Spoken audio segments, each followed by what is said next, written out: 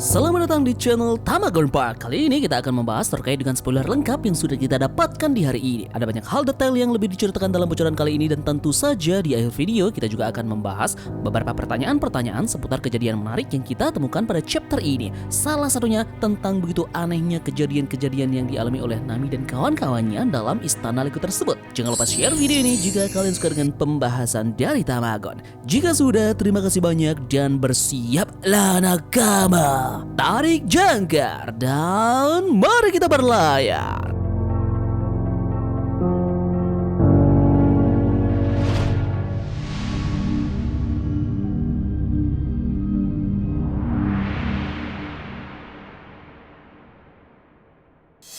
One Piece Chapter 1127 kita kali ini diberi judul Petualangan di Negeri Misterius. Chapter ini pendek yang hanya terdiri dari 15 halaman. Nah, tentu juga kita kali ini mendapatkan sampul cover yang melanjutkan perjalanan dari Yamato. Ziarah pengadip panen emas anak Ogre Yamato volume ke-15. Yamato bertemu dengan Inuarashi yang merupakan kuri daimyo di pantai. Nah, Inuarashi ini juga memiliki masalah dengan kasus penculikan. Chapter dimulai di Elbaf, sebuah desa raksasa yang rumahnya juga terbuat dari balok-balok seperti Lego. Para raksasa berbicara tentang api yang tiba-tiba muncul di hutan. Mereka pergi untuk memadamkan api agar tidak merusak pohon Yggdrasil. Kita juga melihat para raksasa terkejut karena ada lebah raksasa yang jatuh dari langit seperti diserang sesuatu. Raksasa lain pun berbicara tentang sesuatu yang terjadi di hutan tersebut. Ada seorang raksasa yang berkata, menurut orang-orang di hutan, suara gemuruh barusan adalah suara telinga dewa yang jatuh ke tanah. Raksasa lain bilang itu tidak mungkin, bagaimana bisa terjadi sesuatu pada kelinci sebesar itu. Nah, panel langsung berpindah ke kastil Big Stein. Ini adalah kastil mirip Lego tempat Nami berada. Ada sebuah catatan di mana semua kastil terbuat dari balok-balok mirip Lego. Bahkan pepohonannya pun di sekelilingnya mirip dengan Lego. Nah, sepertinya kastil ini pun berada di dalam hutan karena dari adegan yang sama kita bisa melihat Yggdrasil, yakni pohon besar yang berada jauh dari kastil. Kita kemudian bisa melihat bahwa Nami telah mengalahkan lebah raksasa berkat serangan dari Zeus. Zeus bertanya kepada Nami di mana mereka berada. Nami sambil menangis mengatakan bahwa ia pun tidak tahu, dan yang terakhir dia ingat adalah mereka berada di kapal para raksasa. Nami menangis dan berkata, seseorang tolong aku, Luffy, Zoro, Sanji. Aku bahkan akan membawa Usopp saat ini. Aku tak ingat apapun dengan jelas di mana tempat ini dan apa aku sedang bermimpi. Nami kemudian melihat sesuatu di ujung lorong dan kemudian dia mendengar suara Usopp memanggilnya. Nah, dia berlari ke sana tetapi tersandung balok Lego dan seekor landak raksasa. Landak ini pun mulai mengejarnya. Lantainya sangat-sangat bergelombang. Ketika Nami bangun, dia pun melihat landak raksasa di depannya. Wajah kaget Nami pun terlihat sangat lucu. Nami kemudian berlari menjauh dari landak tersebut. Ketika dia mencoba melarikan diri, Nami melihat Usopp diserang oleh seekor kucing raksasa yang memakai mahkota. Nah, di sini pun Usopp juga memakai pakaian Viking dan jenggot palsu. Itu pun berakhir dengan Nami dan juga Usopp akhirnya melarikan diri bersama dari landak dan kucing raksasa di sebuah halaman di tengah kastil. Di tengah-tengah perjalanan mereka, Nami dan Usopp memutuskan bahwa mereka harus menghadapi makhluk raksasa itu. Jadi, Nami dengan Zeusnya menyerang landak dengan serangan petir dan mengalahkannya. Namun sayang ya, landak raksasa jatuh ke atas kepala kucing raksasa dan kucing pun juga tersengat listrik. Kucing raksasa tentu tidak KO dan menatap dengan marah ke arah Nami dan juga Usopp. Nami bilang, aku punya firasat buruk tentang ini. Usopp pun menjawabnya di sini juga begitu. Nah, saat mereka melarikan diri, Nami bertanya ke Usopp apakah dia memiliki informasi lebih lanjut tentang apa yang terjadi dengan mereka. Nami bertanya, Usopp, seberapa banyak kau mengetahui tentang situasi kita saat ini? Usopp menjawabnya, saat aku membuka mata, aku sudah berada di tempat ini. Kalian mungkin juga mengalami hal yang sama kan? Kita berada di kapal raksasa dan mabuk karenanya. Nami berkata, benar, alkohol itu yang mengatakan bisa membuatmu berhalusinasi. Selanjutnya, Nami dan Usopp pun berhenti karena mereka sampai di sebuah balkon. Usopp menghadapi kucing raksasa karena dia pikir itu hanya halusinasi. Namun ternyata kucing raksasa itu nyata dan Usopp pun diterbangkan olehnya. Nami dan kucing raksasa juga jatuh bersama dari balkon ke halaman belakang kastil tempat Usopp mengejar kucing raksasa. Namun, tiba-tiba kucing raksasa berubah menjadi singa besar dan menyerang mereka sekali lagi. Nami pun menangis sambil menggunakan tubuh Usopp sebagai perisai. Tapi di saat-saat terakhir, 3 orang pun datang. Gear 4 Gomu-Gomu no Elephant Whip. Untuk kejahatan yang telah membuat orang yang saya cintai menangis, kau pantas mati. Ivry Jambe Equal Strike Zantoryu Kokuju no Tatsumaki. Yup, dan sebuah halaman double sprint yang luar biasa, trio monster topi jerami is back. Luffy, Zoro, dan juga Sanji muncul melakukan serangan combo untuk mengalahkan singa yang berubah menjadi kucing tersebut.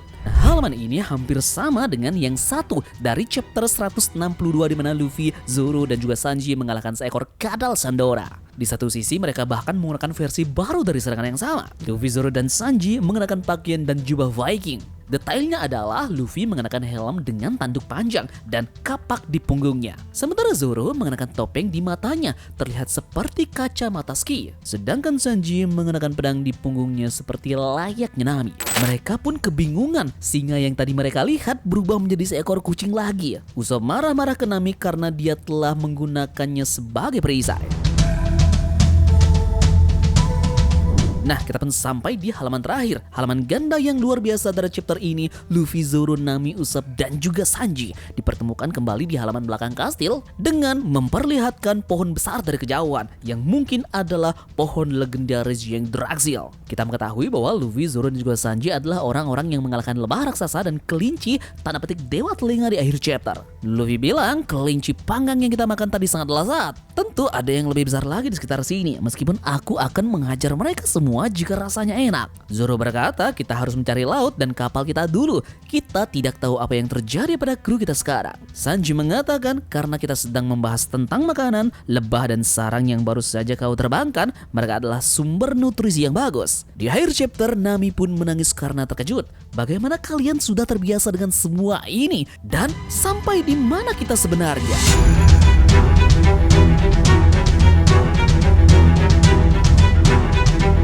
Yup, dan di minggu depan break ya, sampul jam dan halaman berwarna ada pada chapter 1128 nanti.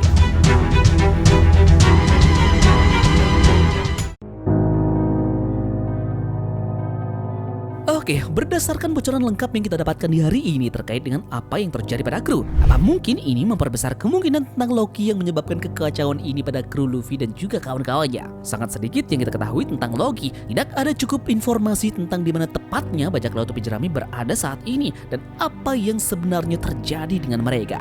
Loki entah bagaimana berhasil mendapatkan kapal topi jerami dan menyeret mereka ke Elbaf. Sekarang bajak laut topi jerami jelas berada di dalam rumah mainan yang dibuat menggunakan Lego. Tentu saja rumah mainan raksasa akan terlihat seperti rumah sungguhan bagi orang berukuran normal. Ini menjelaskan mengapa kastil mirip Lego yang Nami bangun tampak nyata. Nah, menurut logika, rumah mainan ini juga menyiratkan kecenderungan kekanak-kanakan bagi siapapun yang akhirnya menculik mereka. Mungkin itu adalah anak raksasa atau sebagainya, ataupun Loki yang juga masuk akal karena dia adalah karakter yang suka berbuat nakal. Jadi, masih belum diketahui apakah mereka berhalusinasi efek dari minuman keras ataupun memang ada seseorang yang melakukan itu semua. Nah, terkait dengan hal ini, ingatkah kalian dalam film Strong World, Shiki menggunakan obat-obatan SIQ untuk mengubah binatang di pulau itu menjadi senjata yang ganas?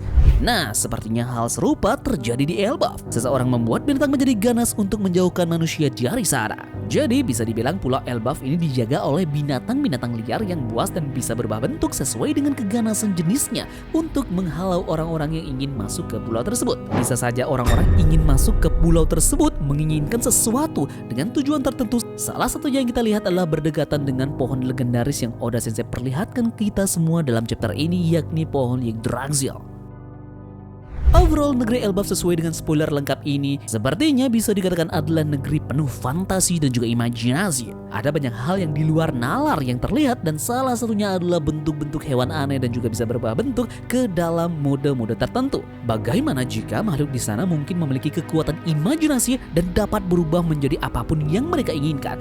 Karena ini adalah negeri dongeng. Apakah ini alasan Dewa Matahari Nika berasal dari sana? Nah, jadi boleh kita anggap bahwa dengan pembukaan seperti ini adalah pulau yang lebih dari sekedar pulau biasa di One Piece. Jika Oda benar-benar menggunakan mitologi Nordik sebagai referensinya, tentu akan ada lebih banyak pulau di pohon dewa tersebut. Seperti yang kita lihat pada pohon di Yggdrasil di dalam mitologinya. Di sekeliling pohon ini terdapat segala sesuatu termasuk legenda tentang 9 dunia berbeda.